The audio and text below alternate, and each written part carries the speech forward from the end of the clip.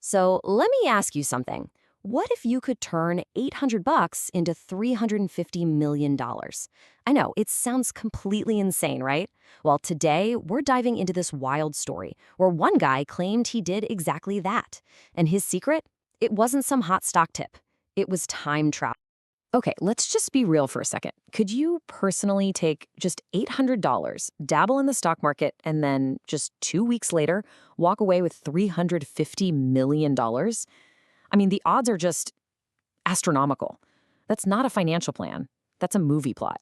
But back in March of 2003, this guy, Andrew Carlson, gets arrested for doing that very thing. And when the feds are grilling him, demanding to know his secret, his explanation was, well, it was straight out of a sci-fi movie. He told them he was a time traveler. All right, so let's get into it. First up, the baffling mystery of the $350 million time traveler. This is a story that seriously captured headlines and made a lot of people question, what's actually possible? So, where did it all start? With this. Just 800 bucks. I mean, in the world of Wall Street and high-stakes trading, that's nothing. It's pocket change. For most of us, that's an amount we'd be pretty nervous to even invest, let alone try to build an empire with. But in the hands of Andrew Carlson, that tiny little sum, well, it became something else entirely. Yeah, it ballooned into $350 million. Just think about that for a second. The return on investment is just staggering. This wasn't a lucky break, It wasn't one brilliant trade. A profit like this it's basically unheard of. This is the kind of wealth that takes decades, maybe even lifetimes to build. And here's the kicker. He did it all in just 2 weeks. 2. That insane success rate is exactly what put him on the SEC's radar. The authorities were absolutely convinced he had to be an insider trader. They figured he was running some kind of huge, elaborate scam.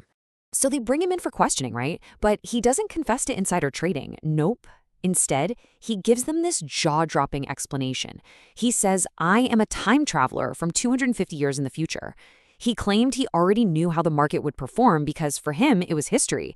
And here's where it gets really spooky. When investigators tried to run a background check, it was like he was a ghost. No birth certificate, no social security number, literally no records of an Andrew Carlson existing anywhere before December 2002. And then comes the final twist to the whole thing. April 3rd, 2003. Carlson is scheduled for a bail hearing. But he's a no-show. He just vanished. Poof. Gone without a trace, never to be seen again. Which of course left everyone wondering, did he actually go back to the future? So that Carlson story, true or not, it totally taps into this fantasy we all have, right? But it makes you think, what even is time travel? Before we get into the real-world physics, let's take a quick look at how we've imagined it in books and movies. Yeah, science fiction has given us so many different flavors of time travel. You've got the one-way trip to the future you can't come back from, like in Interstellar. You've got the classic instantaneous jump in a DeLorean, shout out to Back to the Future. Or, time literally moving around you, like with Hermione's time turner in Harry Potter. So the big question is any of this stuff actually possible? Okay, so this might actually surprise you. Traveling to the future? It's not just sci-fi, it's real. And we have one person to thank for figuring it out, Albert Einstein, and his mind-bending idea that time flows like a river. So to get this, you have to appreciate just how huge of a shift this was. For centuries, pretty much everyone went with Isaac Newton's idea that time is a constant. It's like this one giant clock for the entire universe, ticking away at the exact same speed for everyone, everywhere. But then Einstein comes along and completely flips the script. He says no, time isn't constant, it's relative. It's more like a river that can speed up and slow down. This whole crazy concept has a name, time dilation. And all it really means is that time can pass at different rates for different people. Your clock can literally tick slower than mine. And the most amazing part? This isn't just some wild theory. It's a measurable, proven fact of how our universe works. And according to Einstein, there are 2 main ways to make this happen, to actually dilate time. The first is speed. The faster you move through space, the slower you move through time. And the second is gravity. The stronger the gravity you're experiencing, the more time itself actually slows down for you. And listen, we have proof. Back in 1971, they put super accurate atomic clocks on airplanes, flew them around the world, and boom, proved time dilation was real. Even today, the GPS in your phone only works because the satellites are constantly adjusting their clocks for this effect. And get this, we even have a record holder for time travel. A Russian cosmonaut named Gennady Padalka has spent so much time in orbit that he's actually jumped zero point 0.02 seconds into his own future. He's a real-life time traveler. All right, so jumping to the future is on the table, scientifically speaking. But what about going the other way? Traveling to the past? Well, that is a whole different ballgame. It's a total minefield of logical paradoxes and some seriously weird physics. You gotta love Stephen Hawking for this. To prove a point, he once threw a party for time travelers. The catch? He only sent out the invitations after the party was over. And guess what? Nobody showed up. His brilliant, witty conclusion was basically, hey, if traveling to the past was possible, we'd probably have tourists from the future showing up by now, right?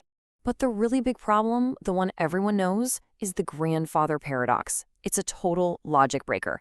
Think about it. You build a time machine, you go back in time, and you stop your grandfather from ever meeting your grandmother.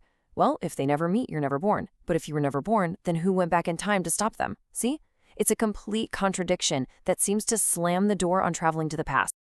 Okay, so we've looked at the fiction, we've looked at the science. Now let's bring it all home, back to where we started, and finally figure out what's fact and what's fiction in this whole crazy story. So after all that, what really happened with our time-traveling traitor, Andrew Carlson?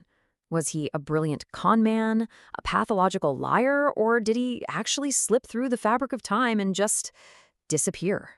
And the truth is, the entire story was a hoax, a complete fabrication. It actually started in the Weekly World News, that satirical newspaper famous for headlines about Bat Boy being discovered in a cave. The problem was, some legitimate news outlets, like Yahoo News at the time, picked it up without checking the source. And from there, the story just exploded online, turning from a silly joke into a full-blown urban legend. So where does all this leave us on the science of time travel? Well, here's the bottom line. Traveling to the future? 100% possible thanks to time dilation. It's happening constantly, just on a super, super tiny scale. And hey, in a way, we're all seeing the past every time we look up at the night sky. That starlight took a long time to get here. But physically going to the past, for now, that seems to be a no-go, blocked by those pesky rules of logic. And that brings us right back to the beginning. Andrew Carlson might have been fake, but the science his story made us think about is very, very real. So I'll leave you with this final thought. Since we know traveling to the future is possible, if you could take that one-way trip, what year would you want to see? Thanks so much for tuning in.